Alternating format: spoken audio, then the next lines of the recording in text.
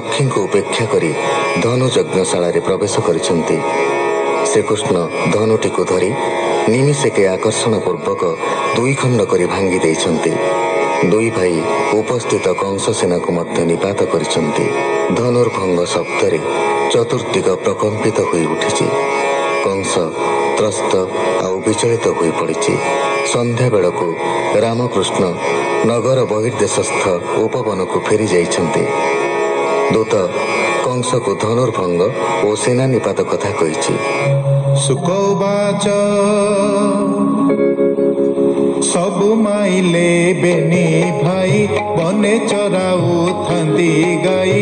एबे मु करिबि के मंत अछंती माल जे माहुंत गजम अछि कुबलया न जानी विधातार माया एमंते रखिबि जीवन एमंत भाड़ी छन छन निद्रा न माड़ई नयने भाड़ई अति भय मने पुणी क्षण के निद्रा मोहि सभय पुणी चियाई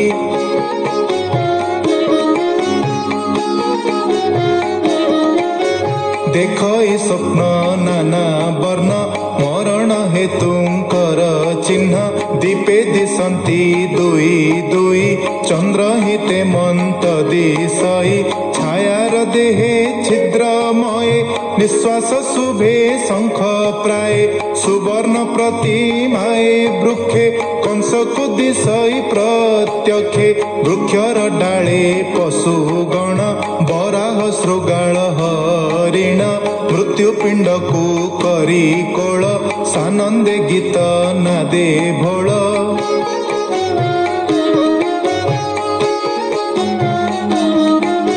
गर्दभ कंधे चढ़ी जंते विष भक्षई लोह पात्रे कंस जानई जोग बळे गोविंद मारी अछि बेळे से बेळे नहिली मु मुख्य एबे तो देखिबि प्रत्यक्ष उदे होइले दिनकर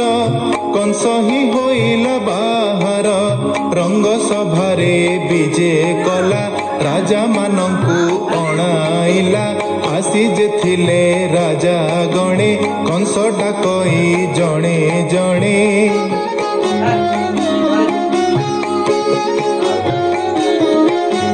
राजाए संबरर मूले नारकासुर शिशु पाळे वज्र कवच बाणासुर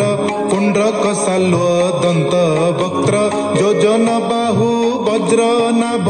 ए आदि जेते कदानव राजाए कंस आज्ञा पाई मंचारे बसी छंती जाई राजा गोटिके एक मंचा सकल करी अछि संचा ताहांकु पूजी जणे जणे चंदन कुसुम बसने विविध मते भोग देई कहई राजांकु अनाई तुम्भे सकल बंधु जने कहई शुण सावधाने वसुदेवर पुत्र दुई बढ़िले गोपपुरे थाई भिणई कला एळे छंद मते जेन गणई नंद अनेक बल मोर थिले राम गोविंद संहारिले बळे मो धनु ही भांगिले पहारी मानंकु माइले रजक मारी वस्त्र जुर गंध छड़ाई नेले मोर गौड़ मेलिए भिआई मते मारिबे बेनी भाई एबे मु अणाइली धरी तात जननी आदि करी हस्तिर हस्ते मराइबी एमंते बईरी साधिबी जेबे सेठारु उबुरिबे मालंक हस्ते प्राण देबे मंचारे बसी पिता माता देखिबे पुत्रंकर हत्या तुम्भे सकले देखुथिब मोहर शत्रु नाश जीव से मोर भग्निर कुमरे द्रोह पांचिले मोहठारे तुम्भे मोहर बंधु शुण कहिली हित कथा पुण एमंत बोली भोज साई राजांकु मंचारे बसाई नंद गोपालंकु अणाई गोरस भंडारे थुआई मंचारे नेई बसाइला समर देखिबु बोइला वसुदेवर पुत्र दुई घरे लुचाई थिलु नेई बंधुर हित कलु जेबे तांक मरण देख एबे आपणे मंचारे बसिला दूतंकु राई आज्ञा देला ବେଗେରେ ଯାଅ ମଧୁବନ ରାମ କୃଷ୍ଣଙ୍କୁ ଧରି ଆଣ କଂସର ଆଜ୍ଞା ଘେନି ଶିରେ ଦୂତେ ଚଳିଲେ ଧାତିକାରେ ବୋଲଇ ଦାସ ଜଗନ୍ନାଥ ଭେଟିଲେ ରାମ ଗୋପୀନାଥ ସେ ରାମ କୃଷ୍ଣର ଚରଣେ ସୁଜନେ ଚିନ୍ତନ କ୍ଷଣେ କୃଷ୍ଣ ଚରଣେ ମନ ଦେଇ ସଂସାର ଉତ୍ତର ଏହା ଗାଇ ଏଣେ ହୋଇବ ଭବୁ ପାର ତାରିବେ ଦେବ ଦାମୋଦର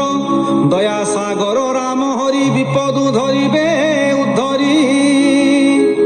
इति श्रीमद्भागवते महापुराणे पारमहंस्यां संहितायां दशमस्कन्धे पूर्वार्धे मल्लरंग उपवर्णनं नाम 45 अध्यायः।